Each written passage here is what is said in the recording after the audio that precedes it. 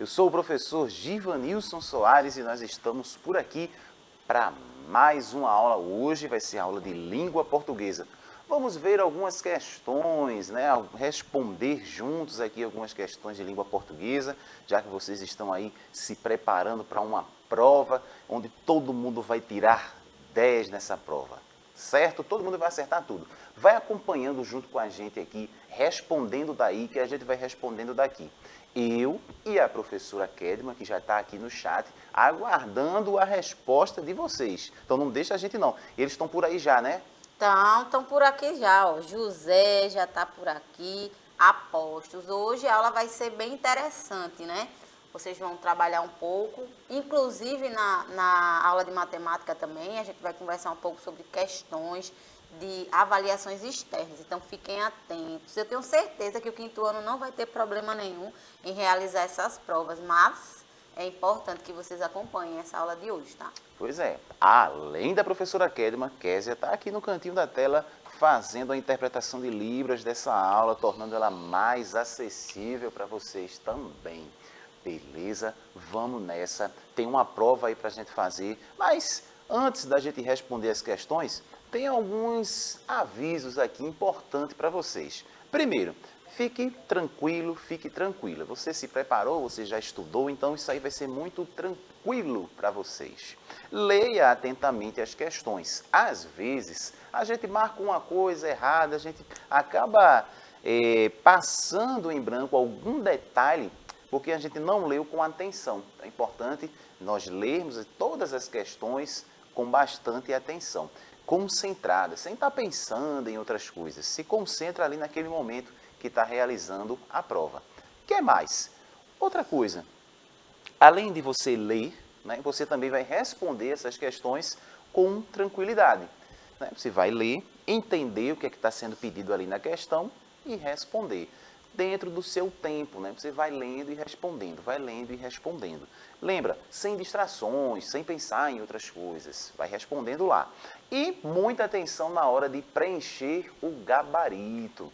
Vocês vão responder as questões, ao final vocês vão preencher o gabarito de acordo com aquilo que você marcou em cada questão.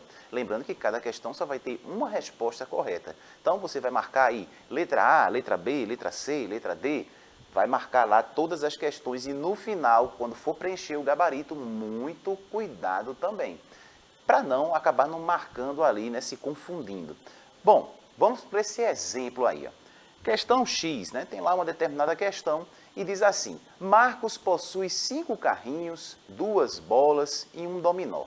Quantos brinquedos ele possui? Então, eu já vou entender aí que é para eu somar, né? Ele tem 5, 2, 1, vai dar 8. Beleza. Eu já sei que a resposta seria ali a letra D, ó. Marcos possui 5 mais 2 mais 1, que vai dar 8 brinquedos.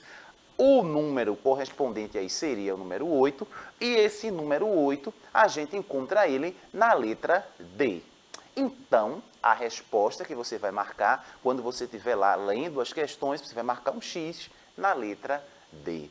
Quando vai lá para o gabarito, no gabarito vai ter justamente letra A, B, C ou D, do jeito que está aparecendo aqui para a gente. Ó. Então, você vai marcar a bolinha ali, ó, vai pintar nessa bolinha que está embaixo da letra D aí, você vai pintar ela porque ali foi a resposta que você marcou na questão X.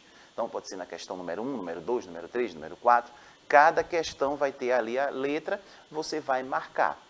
Pronto. Terminou ali o gabarito, deixa para fazer ele no final, você preenche lá toda a sua prova, lê toda a sua prova, marca tudo e depois você vai para o gabarito. Terminou, encerrou, 10. Beleza? Muito fácil, simples assim. Agora vamos seguir para as questões. E aí vocês vão prestando atenção junto comigo e a gente vai respondendo, entendendo junto como é que funciona essa coisa aqui. Veja, tem uma tirinha aí na tela, né?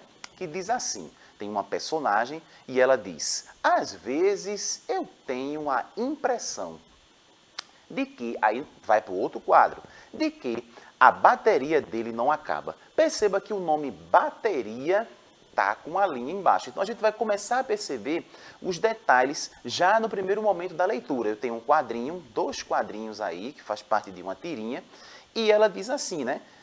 tenho a impressão, e no outro, de que a bateria dele não acaba. Se a palavra bateria está grifada, né, está com um tracinho embaixo, ela está como um destaque, ou seja, provavelmente as perguntas ou a pergunta que virá depois dessa tira vai ser sobre essa palavrinha aí, bateria. E eu entendendo a tira, ela está conversando com alguém e ele está lá pulando, né? Está falando aí da bateria dele. Então a gente já começa a identificar que essa bateria, né, a energia que ele tem nunca acaba. E aí, sabendo disso, fica mais fácil da gente ir para a questão.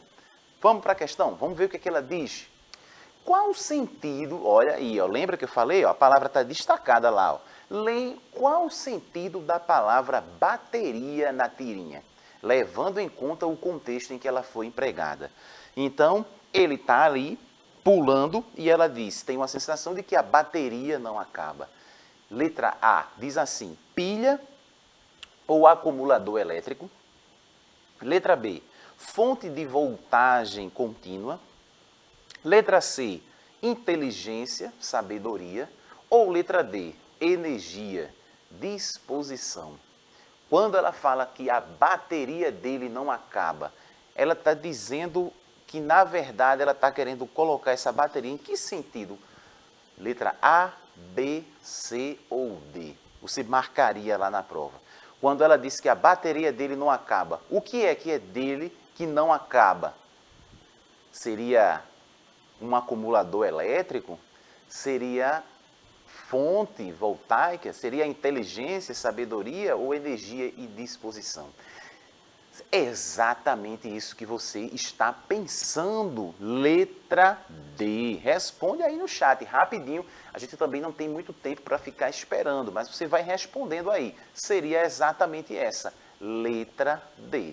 Energia e disposição. A gente percebe que, além da frase, é importante na tirinha a gente observar o desenho também, né? Aquilo que está colocado ali, veja que ele está pulando, né? Ele está sorrindo. Então, quando ela diz a bateria dele não acaba, é essa disposição, né? Isso se mostra na imagem também, na linguagem aí não verbal. A gente tem a verbal, que é o texto, e a linguagem não verbal é muito importante também na tirinha. Então, ele está pulando, a energia, disposição, que nunca acaba. Beleza, já acertou, aí eu vou para a próxima questão. Olhando para a questão assim de cara, eu já percebo que eu tenho aí o quê? Que tipo de texto vem dessa forma? Eu tenho, ó, bolo de fubá da vovó Maria. Ingredientes, aí vai 4 ovos, 2 xícaras de chá, e vai listando aí os ingredientes que você vai precisar fazer. E na parte de baixo, na segunda parte, modo de preparo. Bata 2 claras em neve, acrescente açúcar, continue. E aí tem do ladinho também uma dica, né? A dica da vovó. Mas eu tenho todo esse texto aí, e esse texto ele tem uma característica própria, né? Que é uma característica que vai dizer para mim um tipo de texto. Que tipo de texto possui 2 elementos como esse, ingrediente e modo de preparo? Ah, e você já sabe. Então, provavelmente, a questão deve estar falando sobre esse tipo de texto que você já identificou só de olhar a imagem. Vamos ler. A finalidade do texto é, letra A, informar sobre as propriedades do fubá. Letra B, instruir o leitor acerca de um determinado procedimento. Letra C, contar a origem do milho. Ou letra D, ensinar a se divertir com as dicas da vovó. Bom, o texto a gente já sabe que é o quê? É uma receita. E a receita serve para quê? Quando eu pego uma receita, o que é que eu quero com a receita? Eu quero informar as propriedades do fubá? Eu quero instruir a pessoa, ensinar a pessoa acerca de um determinado procedimento, que seria ali fazer o bolo de fubá? Eu quero contar a origem do milho? Ou eu quero ensinar a se divertir? E aí, qual você marcaria? Letra A, B, C ou D? Se eu tenho uma receita, a receita exatamente serve para isso que você está aí pensando, já está escrevendo. Instruir o leitor, né? Eu vou ensinar o leitor acerca de um determinado procedimento. Que procedimento é esse? No caso dessa receita, seria fazer o bolo de fubá. Muito tranquilo, muito simples, não é isso? Então, quando você ver uma receita, a receita ela serve justamente para isso. Eu vou ensinar a pessoa a fazer algum alimento, um bolo, um pudim. Então, para fazer um pudim, eu preciso saber quais são os ingredientes e o modo de preparo. Eu vou pegar aqueles ingredientes ali e vou fazer o que com eles? No modo de preparo eu vou encontrar o passo a passo para eu conseguir fazer, por exemplo, pudim, bolo de fubá ou qualquer outra receita. Beleza? Tranquilo até agora? Ótimo. Então vamos seguir para a próxima. Na próxima nós temos aí um texto. Vamos ler o texto e a partir dessa leitura a gente vai identificar lá qual é a resposta correta. Era uma vez dois irmãos, João e Maria. Nunca havia muito o que comer na casa deles. Já que o pai dos dois, um lenhador, passava por uma enorme dificuldade. Como não havia comida para todos, a madrasta, uma mulher má, sugeriu ao pai das crianças que os meninos fossem abandonados na floresta. Ela é bem má, né? O pai, que não gostou nada do plano, a princípio, acabou aceitando a ideia da mulher, porque não viu outra alternativa. João e Maria ouviram a conversa dos adultos e, enquanto Maria se desesperou, João pensou numa maneira de resolver o problema. No dia seguinte, enquanto seguiam para a floresta, João foi espalhando pedrinhas brilhantes no caminho, de modo a marcar o regresso para casa. Foi assim que os irmãos conseguiram voltar para casa pela primeira vez depois de serem abandonados. O pai ficou radiante ao vê-los. Já a madrasta ficou furiosa. A história voltou a se repetir e João planejou o mesmo para se livrar do abandono outra vez e ficou espalhando migalhas de pão pelo caminho. Dessa vez, os irmãos não conseguiram regressar porque as migalhas foram comidas pelos animais. Os dois encontraram, enfim, no meio da floresta, uma casa cheia de doces que pertencia a uma velhinha meio esquisita. Seu nariz era grande e pontudo. Famintos, eles devoraram bolos, chocolates, tudo o que havia. A bruxa acabou por prender os dois irmãos. João ficou numa gaiola para ser engordado antes de ser devorado. E Maria passou a fazer trabalhos domésticos. A bruxa era meio cega. Todos os dias pedia para palpar o dedo do menino para ver se ele já tinha engordado o suficiente para ser devorado. Esperto, João sempre oferecia um graveto para a bruxa palpar no lugar do dedo e assim ia garantindo mais dias de vida. Numa oportunidade pontual, Maria conseguiu finalmente empurrar a bruxa para dentro do forno e libertar o irmão. Que história, hein? Os dois encontraram então o caminho de casa e quando chegaram lá, descobriram que a madrasta havia morrido e o pai estava profundamente arrependido da decisão que tomou. Foi assim que a família se reuniu novamente e foram todos felizes para sempre. Texto adaptado para fim pedagógico e nós temos a fonte. Mas a gente termina de ler o texto e entende um pouco da história, né? Às vezes a gente precisa voltar para ler novamente, para pegar alguns detalhes. Mas eu não tenho tempo nesse momento aqui para ler novamente. Então a gente foi lendo e entendendo o seguinte, que tinham dois irmãos e tinha uma família. Quais são os personagens dessa história? Os dois irmãos, João e Maria. O pai, a madrasta e a bruxa. E aí o enredo se dá nisso, né? Eles vão ser abandonados na floresta, conseguem voltar, depois eles vão de novo, acabam se perdendo, vão para a casa de uma bruxa, conseguem aí se livrar da bruxa, voltam para casa, a madrasta já tinha morrido, o pai estava arrependido. Beleza, fiz um resumo, isso é um resumo da história.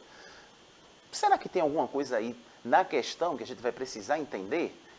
Diz assim, o trecho, a casa cheia de doces que pertencia a uma velhinha meio esquisita. Seu nariz era grande e pontudo. Refere-se a. Muito tranquilo.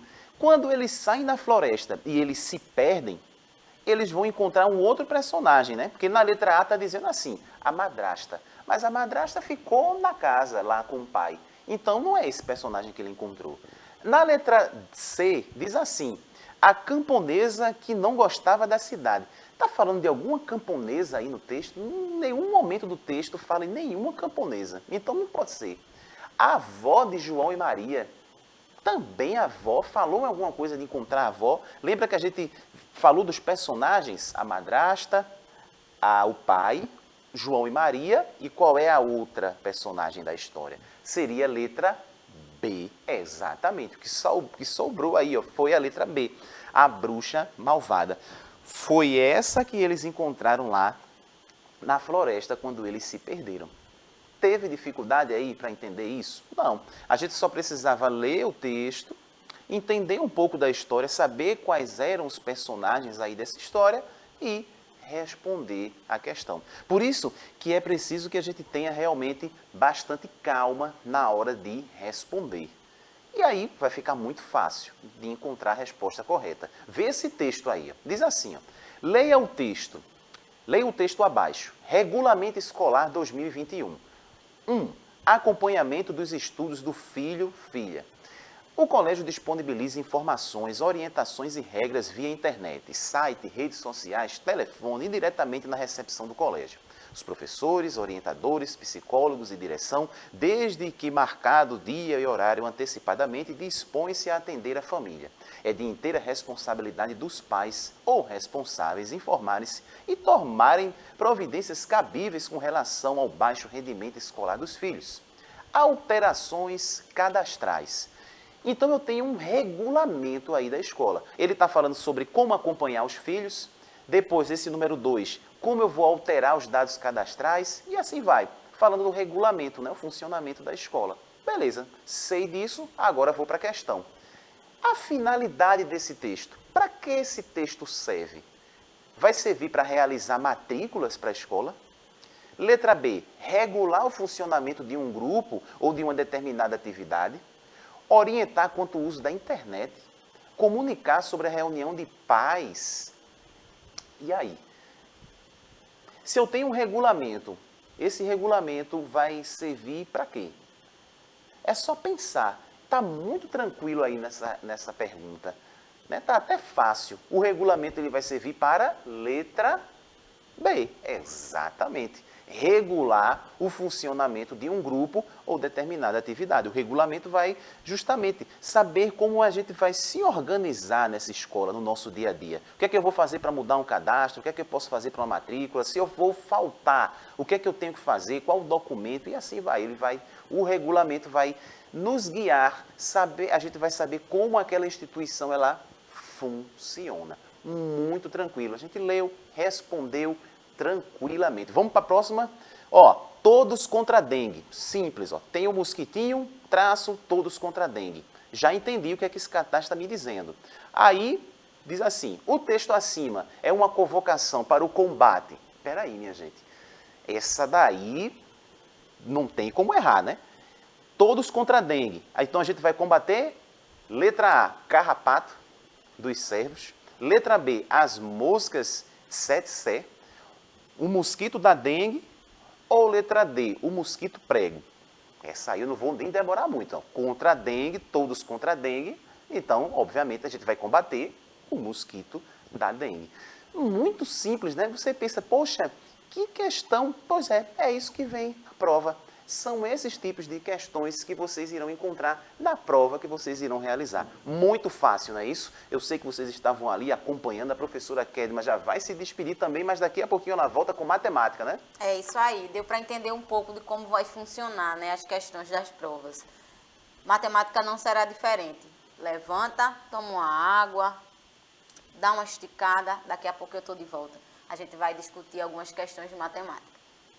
É isso aí. Daqui a pouquinho a gente está voltando. Eu vou ali para o chat conversar com vocês e digo, boa prova para todo mundo. Até daqui a pouco.